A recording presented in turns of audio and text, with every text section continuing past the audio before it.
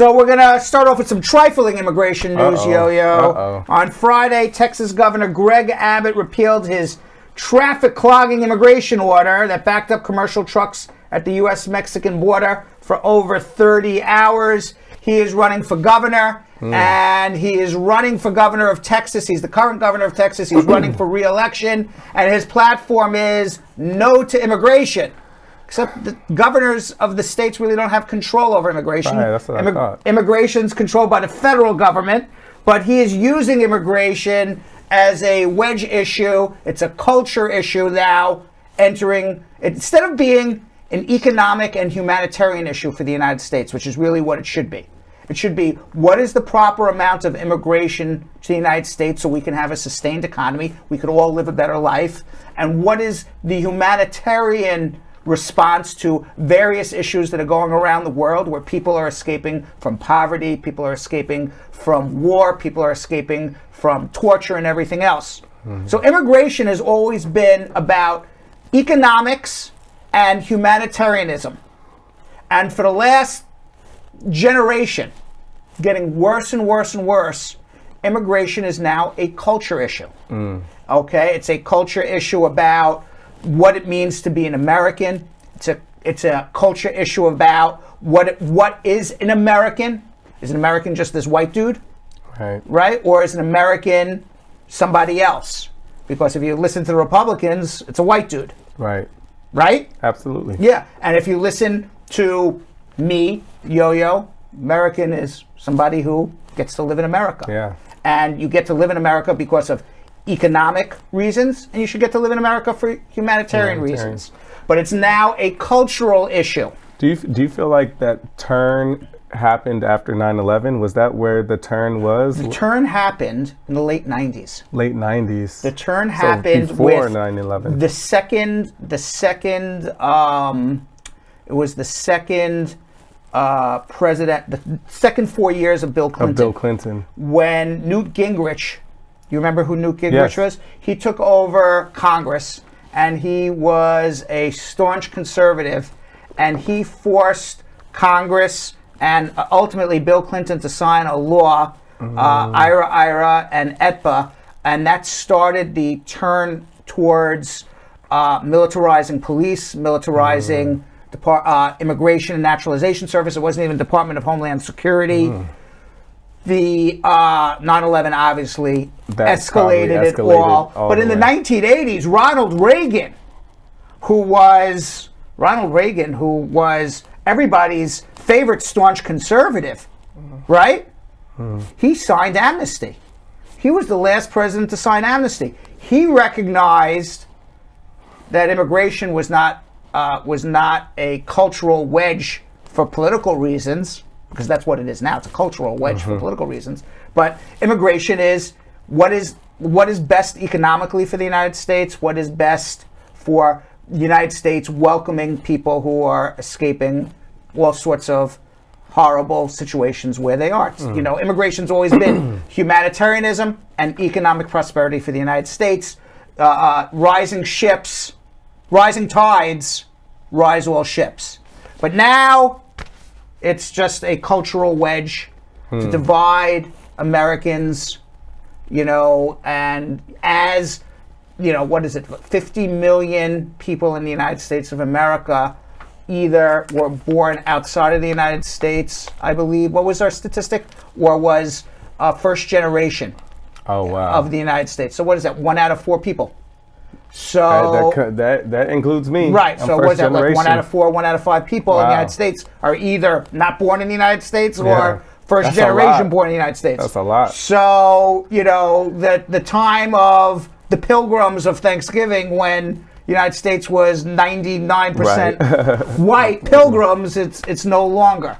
And now all these Republican governors, they're all using it as a cultural wedge issue instead of thinking long term. What is the best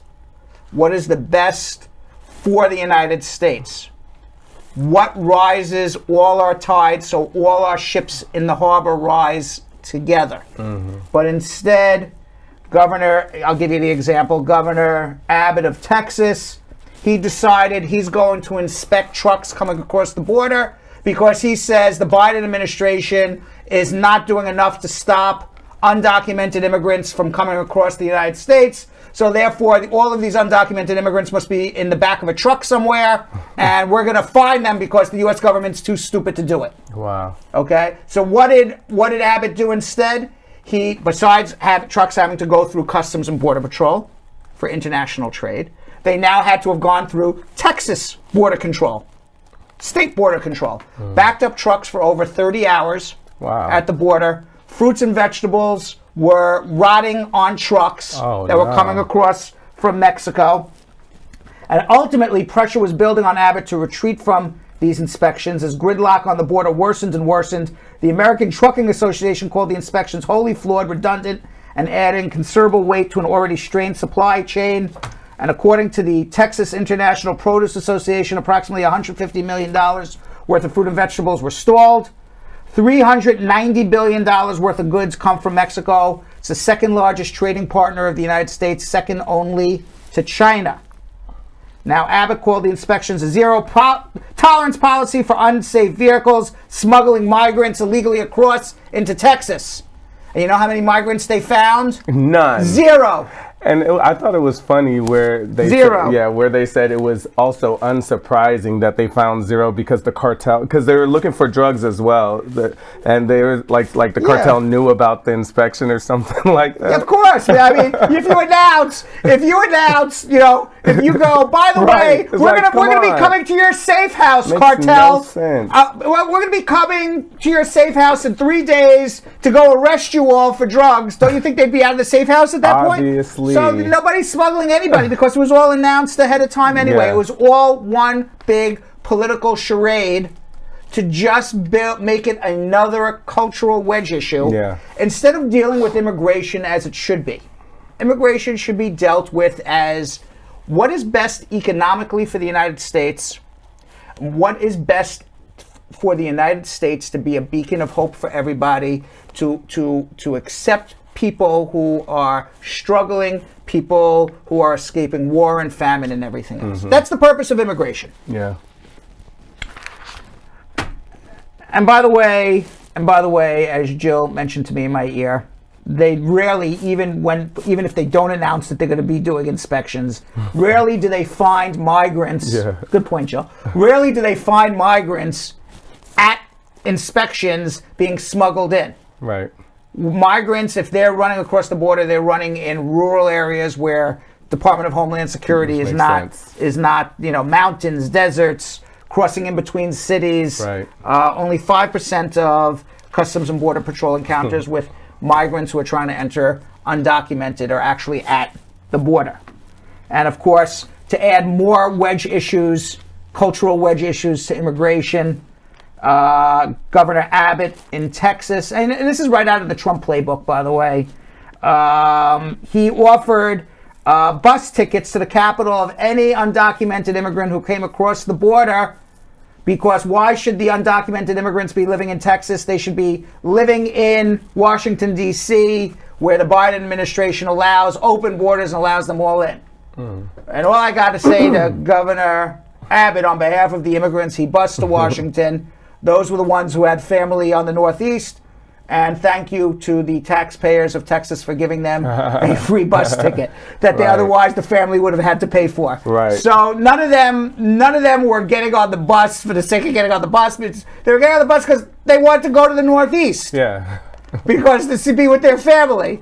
But Abbott made it out like, we're going to bus all these people to Washington, D.C., and we're going to show them. All Abbott did was have the good people of Texas buy. Well, thank you guys. Buy some immigrants some bus tickets. On behalf of them, they say thank you guys. There was a total. By the way, it was all over the news, and it was a total as far as we were able to count. It was a total of 54 migrants on several buses that the Texas governor bought. But it was like a huge announcement. Right. And by the way, it was met with total bipartisan criticism, which caused Abbott to soften his plan and clarify that the transportation is voluntary. So they were just offering to buy tickets. It was really he was trying to make it a cultural wedge issue, and he made it actually a humanitarian issue. Like, thanks for the free ticket. Like, damn. Thanks for the free ticket. Damn, I didn't mean for it to come out like that. And all of this is a result of the Biden administration stopping Title 42, which is what we talked about. Trump issued an executive order, Title 42, that said that you were not allowed to apply for amnesty. Asylum. I'm calling it amnesty. Not apply for asylum at the border because of COVID. So because there was a COVID pandemic, we're not going to allow anyone to apply for asylum at the border. You got to wait in Mexico while your asylum claim is being heard, which would take years and years and years, and sit in tent city, which we've documented. And now Biden said, since we're opening up the United States of America, we have ways of testing for COVID. We have ways of vaccinating people. It's not it's not like people are coming from the border and it's going to cause a pandemic because we can vaccinate and we can test. Right. So we are going to go back to the old system, which has been the law for years and years and years, which is you can come to the border and apply for asylum. And if you pass a credible fear interview, you can enter the United States and wait for your asylum claim in the United States to be heard rather than sit in tent city on the border in Mexico. So, of course, the Republicans, they sued the Biden administration. Right. And the case is now going to be heard in the Supreme Court. Indiana has just joined Texas in suing the Biden administration. They wrote, the governor of the Attorney General of Indiana said, as I witnessed firsthand on behalf of all the Hoosiers, Hoosiers are people who live in Indiana, for those who don't know. We pay an enormous price for the Biden administration's complete disregard of their duties at the southern border. No one is above the law in America, and we are simply insisting that the Biden administration follow the law. They are following the law. Right. It's been the law for 30, 40 years, which is you're going to come to the border, apply for asylum, pass a credible fear interview, come into the United States and wait for your asylum interview in the United States. That's basically what the Biden administration is doing. And, of course, all of these lawsuits are a result of what? They're suing the Biden administration for not following the rules to eliminate a rule. Because they don't like that rule. They don't like that rule. And he has some good news, at least for humanitarianism, because that's what immigration's about. It's about being humanitarian as a society here in the United States. I mean, really, if you think about it, I mean, the two reasons why there's immigration, economic prosperity and humanitarianism, has nothing to do with culture wars. But at least the Biden administration, they have provided temporary protected status to anybody from Cameroon living in the United States as of April 14th, 2022. Oh, wow. Yes, one of the countries that Donald Trump had called shitholes, thank God now gets temporary protected status. Nice. Quite a turnaround from several years ago. Secretary Alejandro Mayorkas said the United States recognizes the ongoing armed conflict in Cameroon, and we will provide temporary protection to those in need. Cameroonian nationals currently residing in the United States who cannot safely return due to the extreme violence perpetrated by government forces and armed separatists and a rise in attacks by Boko Haram, that's a terrorist organization, will be able to remain and work in the United States until conditions in their home country improve. That's good. So people from Cameroon, as of April 14th, 2022, what do you got to prove? You got to prove that you are a national of Cameroon and you were physically here on April 14th, 2022 and haven't left the country. You can apply for temporary protected status. You get work permission. You even get advanced parole travel permission if you need to travel outside the United States and return. It's good for 18 months. And generally, when you get temporary protected status, it goes on and on and on for a very, very long period of time. So that's good news for Cameroon. That's really good. And the Biden administration, they had announced previously temporary protected status for Ukrainians because of the war going on in Ukraine. They said any Ukrainian who was living in the United States as of March 1st also can get temporary protected status. And yesterday, they just increased that date from March 1st to April 11th, 2022. So any Ukrainian who is in the United States as of April 11th, 2022 can now apply for temporary protected status. The Biden administration also said they're going to allow 100,000 Ukrainians in as refugees. To be a refugee from the Ukraine, you need to be sponsored by a friend or family member. It doesn't necessarily have to be a close relative, just somebody to sponsor you. So you have to know somebody in the United States as a Ukrainian to get their refugee status. But the actual rules and regulations of how the Ukrainians are going to process and what they're going to do, that has not come out yet. So we'll see what goes on with that. And what do you think of this subway shooting? Did it rattle you? Man, did that rattle you? That subway shooting? Absolutely. Yeah. Just because if you've taken the train, you have come across people who actually acted like the subway shooter, like the stuff that they said he was mumbling. Right. He was just sitting by himself. Like I actually saw that today coming here, and the train was empty, and he had a golf club. And he was smoking a Black and Mild. So I got off the train. There are too many people, and it's not just in New York City. And I don't have an answer for it.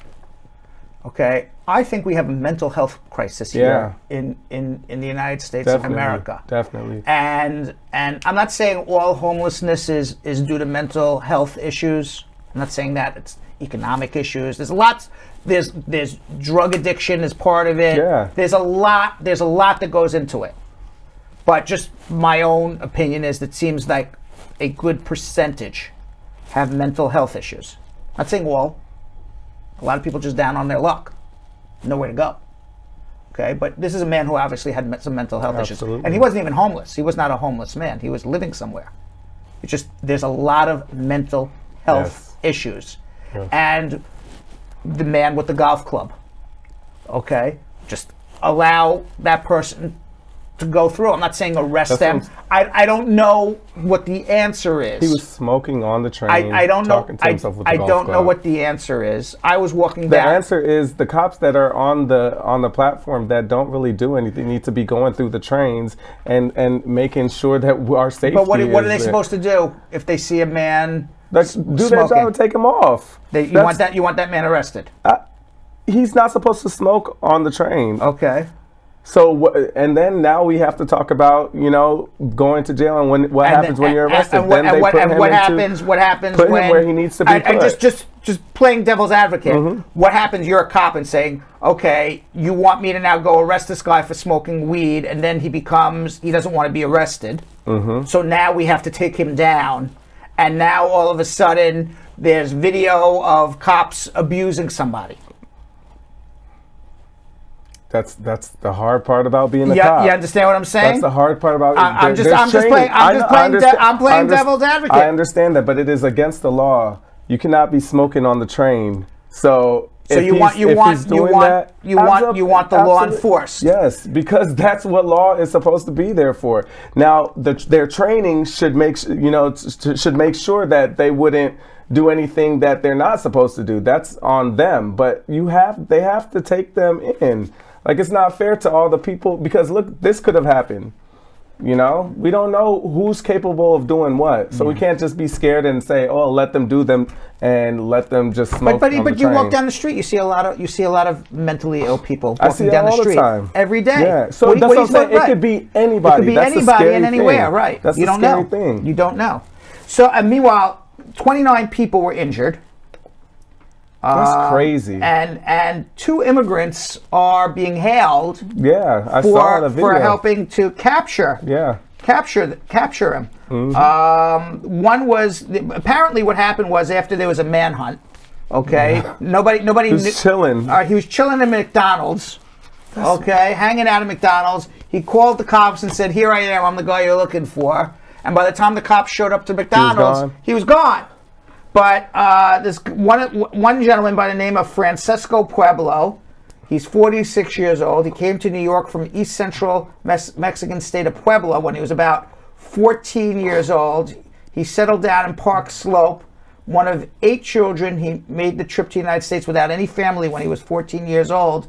He pointed out to the cops, this is where he went, this is where he is, and showed the cops where he was because he was following him. Mm-hmm. And him and another guy by the name of Sakaria Radwan Tahan, he's known as Zach. He was born in the United States, but left the United States for Syria when he was a baby, grew up in Syria, and only returned to the United States after he was living in Aleppo that just got annihilated by the Syrian government, kind of like how Mariupol is right now in Ukraine, had to return to the United States for his own safety. He also pointed out to the cops where this guy was. Did they get their $50,000? Wasn't that something they said? Like they get. Oh, yeah, five people are splitting the 50. Five people are splitting the 50,000 people. Good. The $50,000. Yeah, they could have saved other people's lives. You never know what he was capable of doing. And yesterday, what do you think of this one? Because you're a flyer. Oh yeah. Yesterday, the federal government said passengers traveling on airplanes now can have a choice of going maskless or not, because the regulation by the Centers for Disease Control requiring masks on planes and trains and airports was struck down by a federal judge. Why, Jonathan? You could be a lawyer. Anyone could be a lawyer now with executive orders and regulations. Why was this regulation shot down? Because the federal judge says the U.S. government did not follow its own rulemaking procedures to continue mask wearing on planes and trains and airplanes. Yeah. Trains and planes and airplanes are the same thing. Planes and airplanes. Yeah, airports. Yes. It's crazy. Every time, it's always the same thing, right? It's always the same thing. Y'all just follow the rules. Are you going to wear masks on the plane? I'm not sure. I don't know, something about planes, the fact that we're all sharing the same air for so long. I think I probably will. Yeah. I think I probably will. I'm not 100% sure, but I think I probably will. I more than likely will. Yeah. I'm going to be flying for a while, like in a couple of weeks, so I'm definitely probably going to United, American, Delta, Southwest all said masks are optional now. Wow. And Biden administration, right when we came on the air, said they're going to appeal. So that's that. You ready for some tea? Absolutely. Let's do it. We have some tea? What kind do we have? I don't know. What do we got? Back. We are back. Hello, J Rhymes. Oh. How are you? Not too bad. What do we have? Bubble tea with milk. This is new. Bubble tea Who makes the tea for us? Who does that? Is that you? This one's actually from Bubble Tea. This is from Bubble Tea. Ooh. So you went out and bought like high-end. Well, you can give me a little bit more. tea. I like bubble tea with milk. There you go. Want a little more, sir? No, you have to pick it up because my arm. I'm sorry. I could take mine. Thank you very much. Thank you. Go. I have to drink it like this. Right here. Thank you. Bubble Tea. Yes. This is a place? Ooh, Bubble I Tea is like a it. place. On Fulton Street. Ooh, It's tea. It's just regular tea? Bubble tea. I'm drinking it like this because really good. I'm drinking it like this because I have a bad arm. So I I this. just want you to know. I like this a lot. I have a lot more class than to drink tea like this.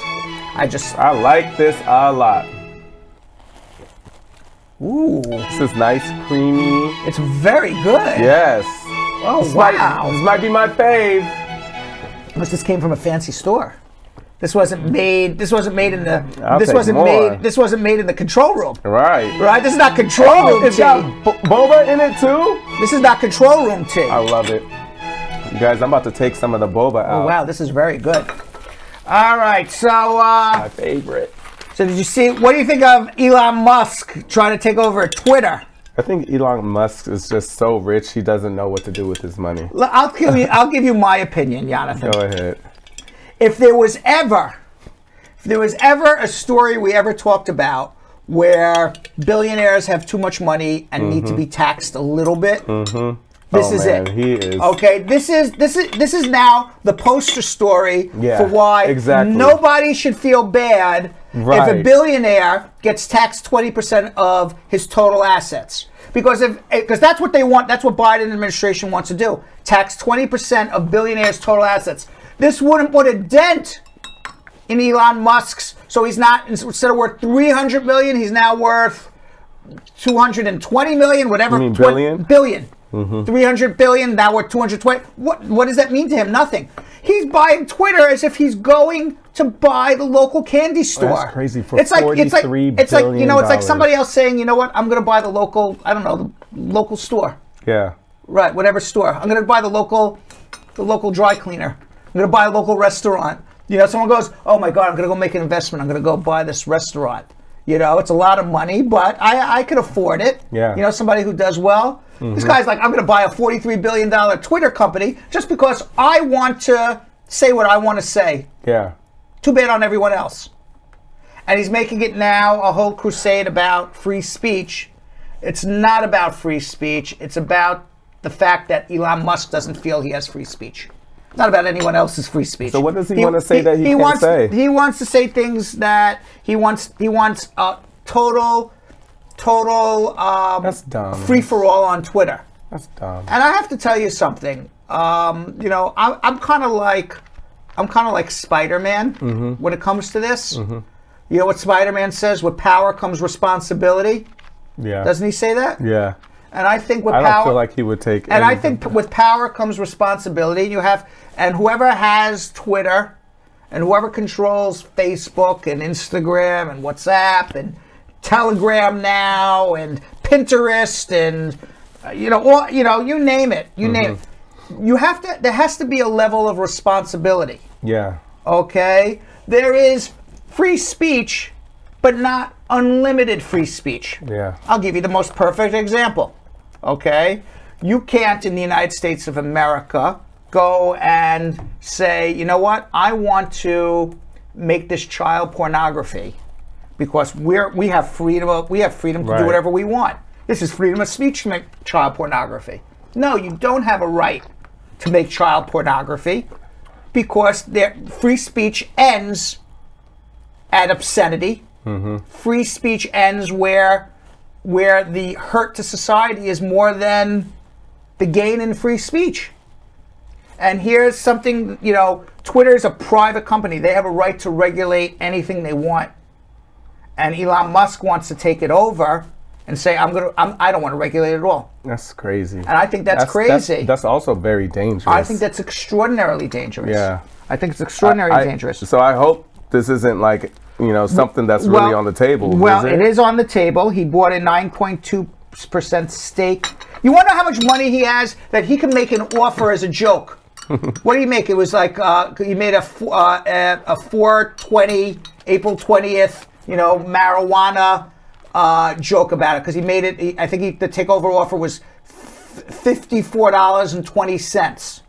So it cost him billions and billions of dollars more just so he can make a 420 joke. That's crazy. That's how much money he has. That's wild. Why I am so in favor. I am so in favor of having a one-time tax, 20% of any person's assets worth more than $100 million. It will not hurt them at all, and it would give trillions of dollars into the federal government. Yeah. Why should people like Elon Musk have all of this money, pay little taxes? Donald Trump hasn't paid a tax return in 18 years. You're telling me that this is rigged? This isn't rigged? Of course it's rigged. So the Twitter board, they're invoking a poison pill. So what happens when you take over is Elon Musk says, I'm going to offer to buy the company for $54.20. Right now the stock $54.20 a stock per $54.20 per share of a stock, which is $45 billion, whatever it is.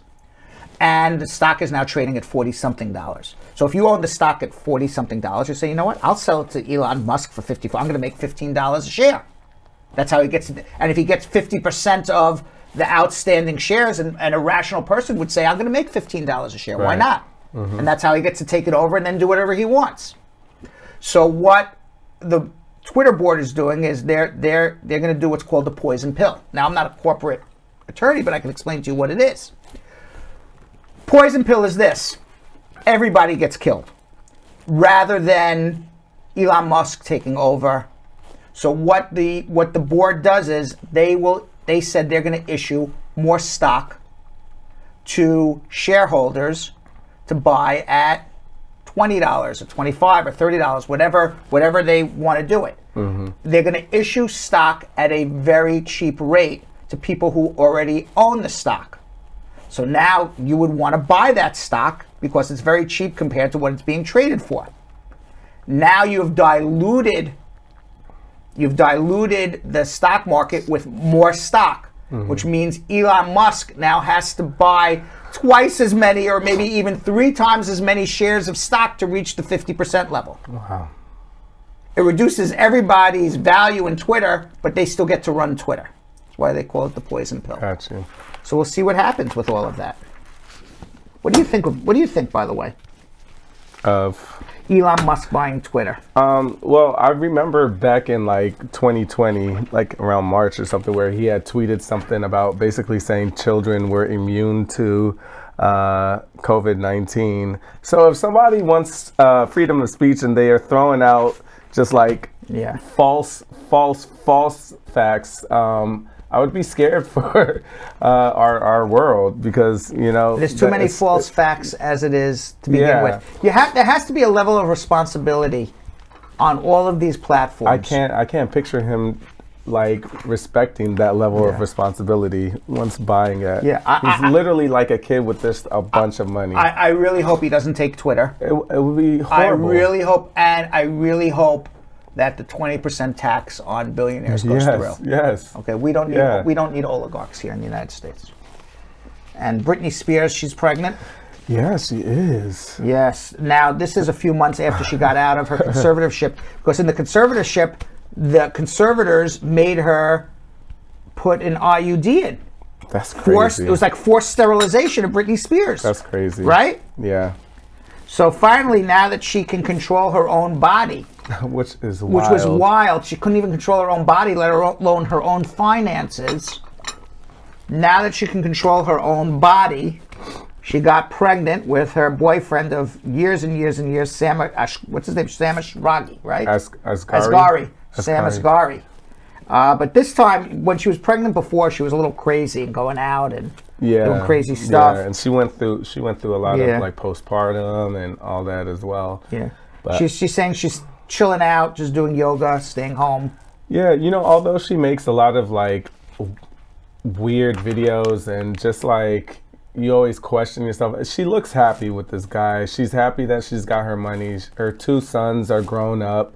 Hopefully this guy is going to be able to, you know, make sure that she's good. Like, look at their 2 sons with Kevin Federline. So I mean, they look like Kevin Federline a little bit. They don't do. They? Yeah. They do. Just looking at them. Yeah. But you know, everyone always he's, Brittney Spears is the sugar mama, and and this guy Sam Asghari is the sugar baby, whatever. But you want to know what? That. But you want to know what? If maybe that could be one of multiple reasons why, you know, she's with him. Of course, you want to be with somebody who has money. Who wouldn't want to be? But that, I'm sure that can't, based on their happiness and being together for 5 years, that can't be the only reason. Yeah, no, I agree with that. And, you know, I think a lot of people are single nowadays because they have those, you know, those kind of requirements. It's like, oh, he's got to make more money than me. You got Nicki Minaj out there that has a man that makes less than him. Brittney Spears is another example. There's so many other people that have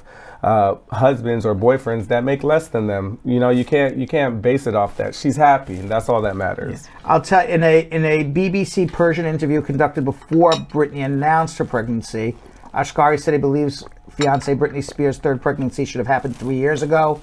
He said when you're in a relationship with someone that you're truly in love with, you want to recreate, and this is something that I would want to do with her. There you go. So yeah, I'm happy for them. There's lots of reasons why you're with somebody. Right. Right. Obviously, finances is important, but it's not the only. She has enough money to take care of them. That's all that matters. Right. And the other pregnancy, Rihanna. Yes. Right. You said Rihanna's the one woman you would want, right? Yes. Still. Pregnant and all. So are you jealous of A$AP Rocky? No. You're happy for them. I'm happy for them. You're happy for them. I'm happy. She's happy too. So that's you got to be happy for these people, man. You got to be happy for them. It's her first baby. Yeah. And she says, when I found out that I was pregnant, I thought to myself, there's no way I'm gonna go shopping in maternity aisle. It's too much fun to get dressed up. I'm not gonna let that part disappear because my body is changing. So she's just wearing regular clothes. She is. She's got but you know, maternity dresses is also just because regular clothes sometimes just doesn't fit over your belly. Mm-hmm. So what is she going to do? How many months is she now? I don't know. don't know, but she's big. She's Yeah. big. But my thing is, and actually wanted to ask the audience and the squad as well. You know, with being pregnant, there's always that whole like image that a lot of people, the conservative image that a lot of people usually go through or go by. But what I like about her is she's like, nah, who made that rule? You know, and she's kind of out there representing for people who just want to flaunt what they got. And she personally said, she was like, my body is going through something it's never done before, amazing things and I'm surprised by. I can't even believe that there's a human being inside of me, and I want to show it. She's all about fashion too, so she's a trendsetter. And I have no problem with it. The only issue I have is that it's hard as a average person to recreate what Rihanna's doing as a pregnant woman. She has a fashion stylist. The fashion stylist on a week-by-week basis is redesigning, remeasuring, Absolutely. letting out seams, bringing in seams. The average person doesn't have this that can go and be and dress like Rihanna pregnant. That's my only negative about this is that maybe, it's great that she says all of this, but maybe she's giving too many expectations to people who can't recreate it. Well, then that's the issue. The issue is you should never recreate anything. You should never want to be someone else. You can be like someone else. So I think I'm looking at the positive where she's telling women, don't feel ashamed that your body's going through these changes. Don't feel ashamed that you're getting stretch marks or your nose is widening. I accept it and I love it, and I want you women to be out there doing the same thing. You ain't got to be in Louis Vuitton or anything like that, but you can go out there and feel more confident. And I think that's what she's given. Okay, I buy that. Yeah. And by the way, she said she's not scared about breastfeeding. She's most scared about postpartum depression. Yeah, that's scary. It's a scary thing. That happens to a lot of women. A lot. And especially with how busy she is, that's a scary thing. Yes. So that's good that And by the way, she's on the cover of Vogue. Looking amazing. Pregnant and all, right? Looking amazing. Yeah. I think it's like her 34th appearance on Vogue? Or something. Yeah, is that a something record? crazy. Is that a record? I don't know, but she's been on many, many times. But this is... Oh, baby. Yeah, oh, baby. It's a beautiful picture.